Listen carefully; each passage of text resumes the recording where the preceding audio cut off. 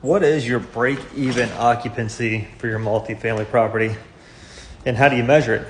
Let me show you how we calculate that to know where our properties stand. All right, to find your break-even occupancy, we need to do a little bit of math. We're going to have our gross potential rent income at the top. That's $570,000. Take away your vacancy, expenses, CapEx, capital reserves.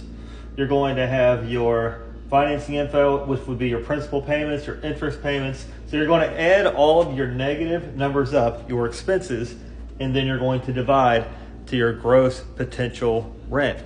So the property is going to still need to pay all the expenses. You're going to add those up, divide by your top line, your gross potential rent income.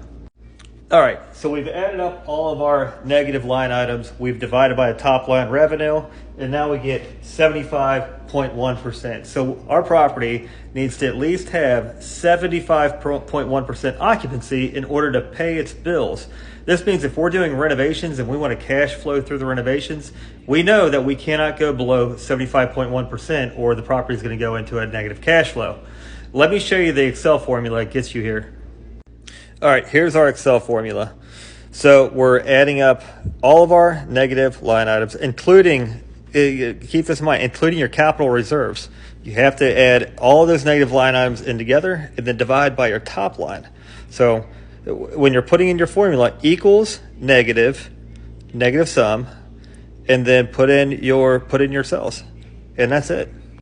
So just remember, adding your negative line items, divide by top line revenue. This is going to make you a better operator. You're going to know the status of your property and how far you can push your vacancy to renovate before you go to negative cash flow.